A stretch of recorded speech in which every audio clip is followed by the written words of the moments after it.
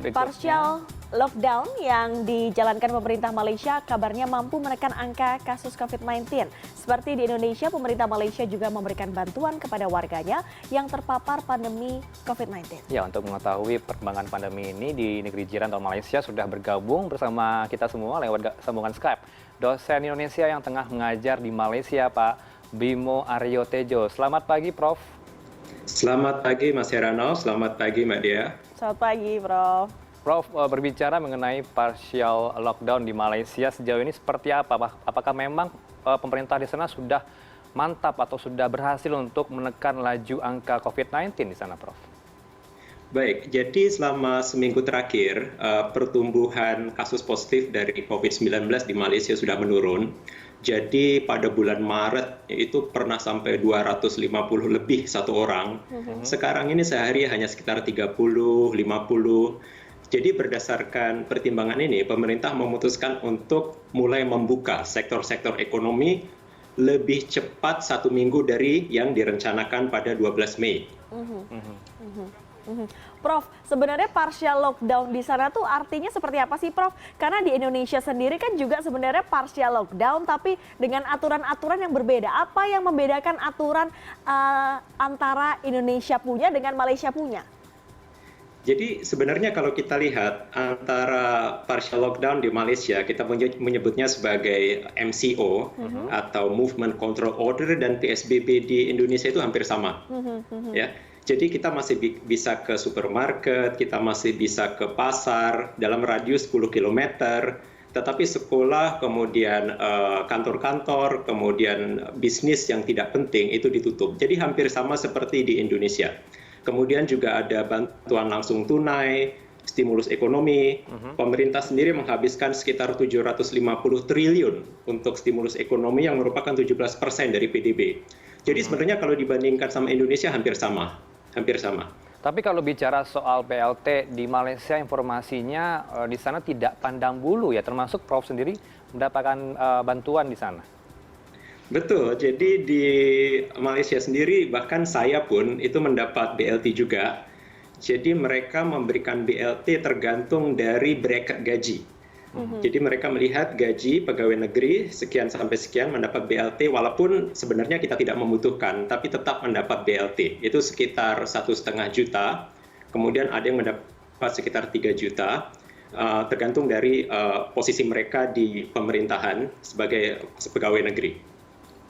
Di masa Ramadan ini, Prof, tentunya suasananya berbeda ya di setiap negara. Tapi kita tahu bahwa Malaysia dan Indonesia jumlah muslimnya besar. Suasana Ramadan sendiri di sana seperti apa, Prof? Suasana Ramadan sendiri di sini jauh berbeda dari Indonesia. Jadi lebih sepi. Tidak ada yang membangunkan sahur pagi-pagi, itu tidak ada. Jadi semua orang ya menggunakan alarm ya di handphonenya, menggunakan jam gitu. Jadi lebih sepi. Dan kemudian untuk tahun ini tidak ada yang berjualan takjil. Ya, karena kita masih dalam MCO, Movement Control Order. Jadi semuanya itu online. Ya, semuanya online, kita memberi takjil online. Jadi kita masih bisa mendapatkan kebutuhan untuk puasa kita, tetapi interaksi antar manusia itu yang kurang. Bicara soal aktivitas nih sekarang nih, Prof. Aktivitas Prof ini kan juga mempersiapkan vaksin untuk diproduksi massal, apalagi kita tahu bahwa pandemi COVID-19 ini juga belum ada vaksin yang dibagikan atau sampai saat ini masih belum berhasil dan masih dalam penelitian. Apa mungkin yang bisa dibagikan ke kami, Prof, ya, mengenai vaksin ini? Apakah memang benar tidak membutuhkan waktu yang cukup lama untuk menciptakan sebuah vaksin ya, Prof, seperti itu? Well, sebenarnya secara teori untuk menghasilkan satu vaksin baru itu diperlukan 10 tahun. 10 tahun ya. Tetapi kita tidak punya waktu untuk menunggu selama 10 tahun. Karena itu, apa yang dilakukan oleh para peneliti di berbagai negara adalah mereka speed up. Mereka mempercepat proses penemuan vaksin ini sehingga yang tadinya 10 tahun menjadi hanya 18 bulan atau 24 bulan. Jadi kalau kita lihat dari vaksin-vaksin yang sudah masuk ke uji klinik tahun ini, paling cepat kita bisa mendapatkan vaksin adalah 1,5 tahun dari sekarang. Jadi masih agak lama ya. Kita harus bersabar karena untuk vaksin ini kita harus benar-benar meyakinkan bahwa vaksin ini aman. jadi tidak membahayakan kita, dan efektif, jadi bisa menghambat perkembangan virus. Prof, ini kan vaksinnya diperkirakan masih lama ya, waktu 1,5 tahun itu lama lah buat kita dengan kondisi seperti ini. Makanya beberapa contoh kasus yang ada di Indonesia, beberapa orang yang COVID-19 atau yang positif COVID-19 diberikan obat yang diberikan sebelumnya kepada pasien flu burung seperti Tamiflu. Sebenarnya seperti apa efektivitas obat-obat yang kemudian diberikan kepada keluarganya coronavirus ini kepada pasien yang COVID-19 ini? Baik, harus saya garis bawahi di sini bahwa untuk COVID-19 ini belum ada obatnya secara khusus. Jadi obat-obat yang kita gunakan sekarang ini adalah obat-obat yang digunakan untuk penyakit lain. Jadi istilahnya adalah drug repurposing. Ya.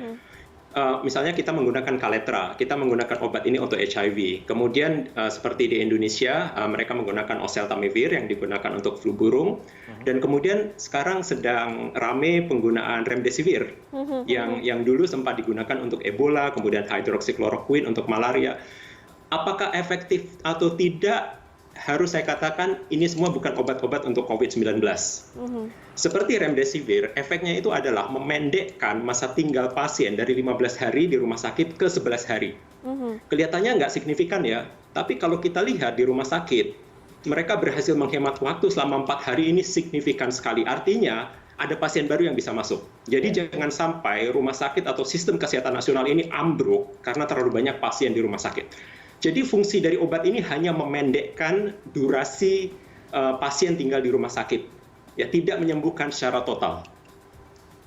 Tapi bicara soal vaksin ini, ada kritikan dari salah satu mantan Menteri Kesehatan di era SBY, Siti Fadila Supari, yang menyatakan bahwa jangan terlalu cepat untuk mengambil vaksin dari Bill Gates, karena kita belum tahu fit dari vaksin itu seperti apa, apakah memang benar itu vaksin bisa digunakan di Indonesia atau di beberapa negara lainnya, Prof. Untuk itu, karena sekarang vaksin-vaksinnya tengah diuji, jadi posisi saya di sini adalah netral dan realistis. Kita harus melihat datanya.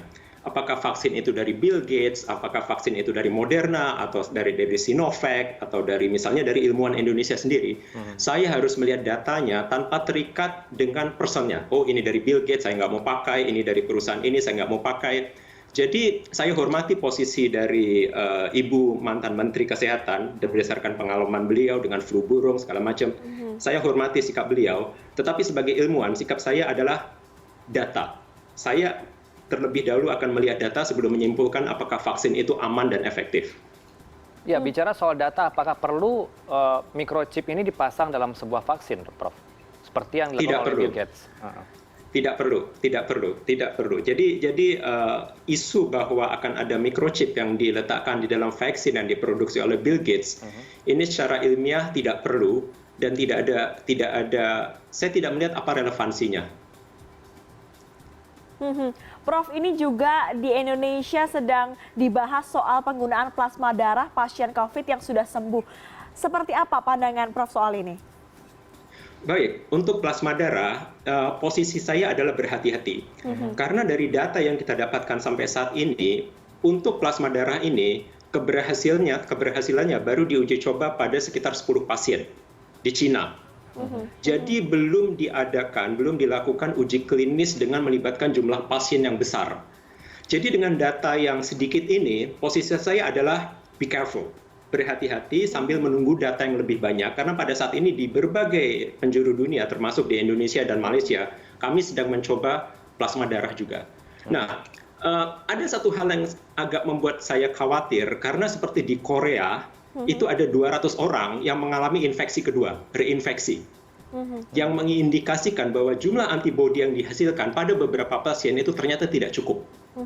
Nah, ini yang harus diperhatikan ketika kita menggunakan plasma darah untuk melakukan terapi. Apakah jumlah antibodi yang kita berikan kepada pasien selanjutnya itu cukup?